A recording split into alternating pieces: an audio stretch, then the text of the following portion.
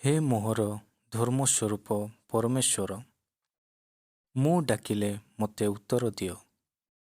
ସଙ୍କଟରେ ଥିବା ସମୟରେ ତୁମ୍ଭେ ମୋତେ ପ୍ରଶସ୍ତ ସ୍ଥାନ ଦେଇଅଛ।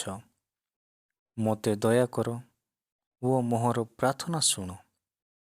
ହେ ମନୁଷ୍ୟ ସନ୍ତାନଗଣ, କେତେ କାଳ ମୋହର ଗୌରବ ଅପମାନରେ ପରିଣତ ହେବ?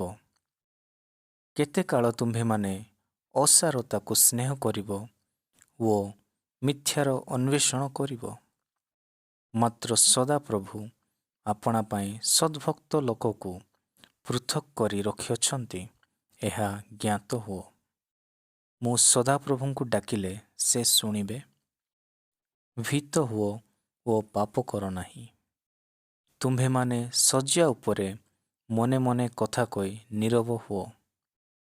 ଧର୍ମବଳି ଉତ୍ସର୍ଗ କର ଓ ସଦାପ୍ରଭୁଙ୍କଠାରେ ବିଶ୍ୱାସ କର। ଅନେକେ କହନ୍ତି, କିଏ ଆମ୍ଭମାନଙ୍କୁ ମଙ୍ଗଳ ଦେଖାଇବ? ହେ ସଦାପ୍ରଭୁ, ଆମ୍ଭମାନଙ୍କ ପ୍ରତି ଆପଣା ମୁଖର ତେଜ ପ୍ରକାଶ କର। ତୁମ୍ଭେ ମୋ ଅନ୍ତଃକରଣରେ ଆନନ୍ଦ ଦେଇଅଛ, ତାହା ସେମାନଙ୍କ ଶସ୍ୟ ଓ ଦ୍ରାକ୍ଷାରସ ବୃଦ୍ଧିକାଳର ଆନନ୍ଦ ଅପେକ୍ଷା ଅଧିକ।